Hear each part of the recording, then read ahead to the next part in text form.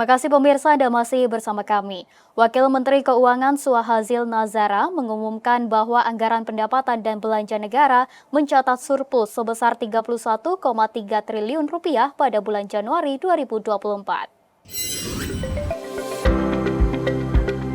Kementerian Keuangan mengumumkan APBN mengalami surplus sebesar 31,3 triliun atau 0,14% pada Januari 2024. Wakil Menteri Keuangan Suhazil Nazara menjelaskan nilai surplus tersebut didapat dari realisasi pendapatan negara yang lebih besar dari belanja negara. Dari catatan Kementerian Keuangan, pendapatan pemerintah mencapai 215,5 triliun atau 7,7% dari pagu, sementara belanja negara 184,2 triliun atau 5,5% dari pagu pada awal tahun ini. Suhazil mengatakan surplus tersebut diperoleh dari realisasi pendapatan negara yang lebih besar dari belanja negara. Pendapatan negara ini didukung oleh penerimaan perpajakan yang mencapai 172,2 triliun atau setara 7,5% dari target APBN sebesar 2.309,9 triliun. Sementara penerimaan kepabeanan dan cukai tercatat 22,9 triliun atau baru mencapai 8,1% terhadap target APBN sebesar 321 triliun. Dan ini menghasilkan keseimbangan primer yang masih tetap positif 61,4 triliun rupiah surplus keseimbangan primer dan surplus anggaran 31,3 triliun rupiah yang sekitar 0,14% dari PDB surplus, dan pembiayaan anggaran seperti tadi telah kami sampaikan 106,4 triliun telah direalisasikan.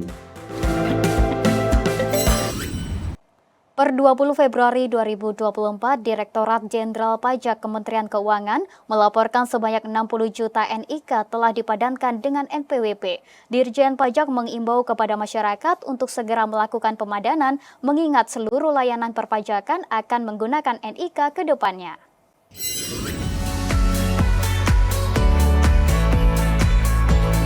Direktorat Jenderal Pajak Kementerian Keuangan menyampaikan bahwa sebanyak 60.798.725 NIK telah dipadankan dengan NPWP per 20 Februari 2024. Direktur Jenderal Pajak Suryo Utomo mengatakan progres tersebut setara dengan 83% dari jumlah total yang harus dipadankan. Ia merinci sebanyak 55,9 juta NIK telah dipadankan melalui sistem. Kemudian 3,9 juta NIK dipadankan secara mandiri melalui portal DJP. Hingga saat ini ada sekitar 12 juta NIK yang masih belum dipadankan karena beberapa faktor. Seperti halnya wajib pajak yang telah meninggal dunia, meninggalkan Indonesia atau NPWP yang sudah tidak aktif.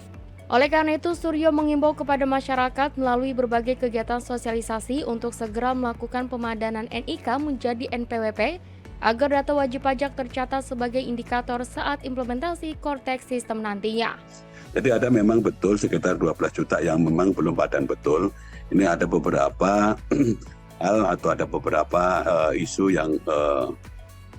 yang menjadi penyebabnya. Mungkin WP-nya tidak aktif atau meninggal dunia atau bahkan meninggalkan Indonesia untuk selamanya. Atau mungkin bahkan ada yang belum sempat memadankan. Oleh karena itu kami selalu berupaya menghimbau kepada masyarakat wajib pajak memberikan sosialisasi termasuk melalui pemberi kerja untuk terus melakukan pemadanan, karena pada waktu implementasi Cortex ke depan kami akan gunakan NIK ini sebagai pemicu indikator ataupun nomor yang digunakan untuk bertransaksi dengan Direktorat Jenderal Pajak.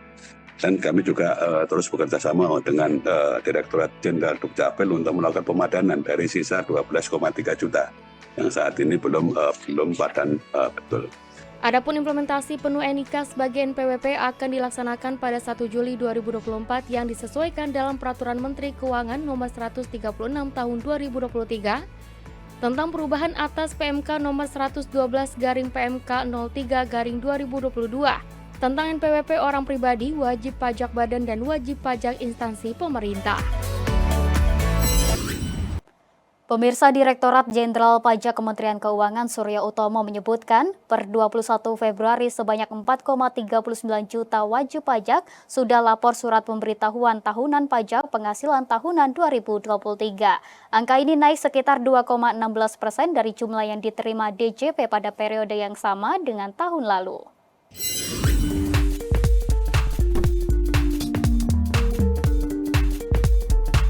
Sebanyak 4,39 juta SPT telah diterima Direktorat Jenderal Pajak per 21 Februari 2024. Angka ini naik 2,16% dari periode yang sama tahun 2023 yang hanya 4,1 juta. Adapun SPT tahunan yang disampaikan terdiri atas jumlah wajib pajak orang pribadi yang telah lapor SPT sebanyak 4,25 juta atau tumbuh sebesar 2,18%. Lalu wajib pajak badan sebanyak 139.637 SPT atau tumbuh sebesar 1,25%.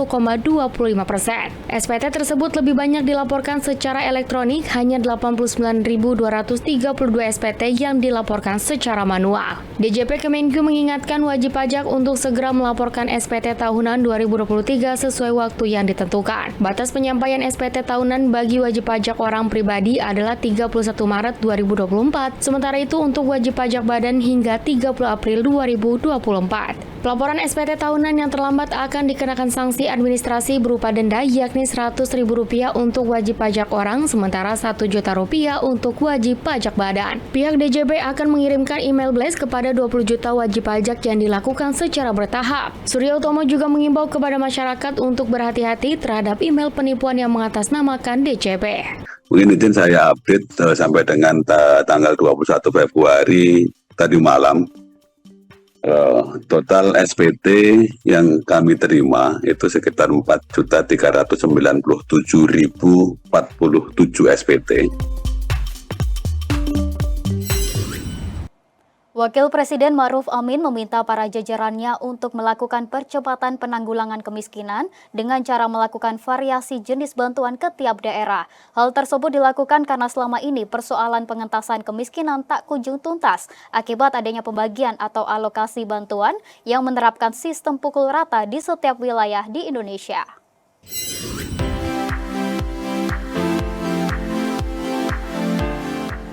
Wakil Presiden Ma'ruf Amin pada rapat koordinasi percepatan penanggulangan kemiskinan meminta kepada jajarannya untuk mempercepat penanggulangan kemiskinan di Indonesia.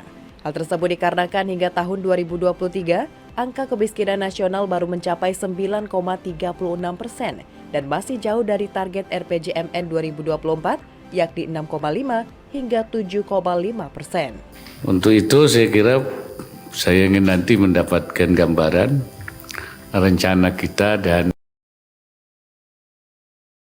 kemungkinan capaian, karena waktu kita hanya tinggal 7 atau 8 bulan ya, jadi waktunya tidak panjang lagi. Karena itu kita perlu ada kebijakan khusus melalui berbagai program di kementerian lembaga dan juga pemerintah daerah dan dukungan juga non pemerintah untuk mencapai 7,5% pada tahun 2024. Sementara itu, Menteri Koordinator Bidang Pembangunan Manusia dan Kebudayaan Muhadjir Effendi usai mengikuti rapat tingkat menteri membahas program percepatan penanggulangan kemiskinan di Istana Wakil Presiden Republik Indonesia menyebutkan, salah satu hal yang dianggap menyebabkan persoalan pengentasan kemiskinan tak kunjung tuntas yakni akibat adanya pembagian atau alokasi bantuan yang menerapkan sistem pukul rata di setiap wilayah. Seperti anggaran PKH yang dimulai dari Sabang sampai Merauke dengan sistem yang sama. Padahal Merauke, Jawa hingga Papua memiliki kondisi perekonomian yang berbeda. Menko PMK menyebutkan saat ini ada sebanyak 75 kabupaten kota yang hingga kini mengalami kemiskinan ekstrem dan dominan berada di kawasan timur Indonesia. Kemudian yang tadi juga menjadi saran dari Pak Presiden supaya sudah mulai menghitung perbedaan purchasing power parity masing-masing daerah. Sekarang ini masih di pukul rata. Misalnya PKH itu mulai dari Sabang sampai Merauke sama. Padahal kita tahu Merauke, Papua dengan Jawa itu beda sekali, kan? Daya beli masyarakatnya, nilai uang di Papua dengan di sini kan beda sekali. Saya kan sekarang bersama dengan TNI itu membangun gudang pangan di Sinak yang kemarin krisis pangan. Itu untuk bangunan yang di Jawa kira-kira hanya butuh 25 miliar, di sana 70 miliar. Itu untuk sebagai contoh aja. beras sekarang di Pegunungan Tengah berkisar antara 40 sampai 50 ribu per kilo. Dan itu ketika kita memberi bantuan sama. Dan inilah menjadi salah satu faktor penyebab kenapa penanganan kemiskinan itu tidak bisa segera tuntas. Itu salah satunya adalah karena pengalokasian anggaran dana untuk bantuan itu tidak dibikin lebih beragam, disesuaikan dengan tingkat daya beli di masing-masing tempat.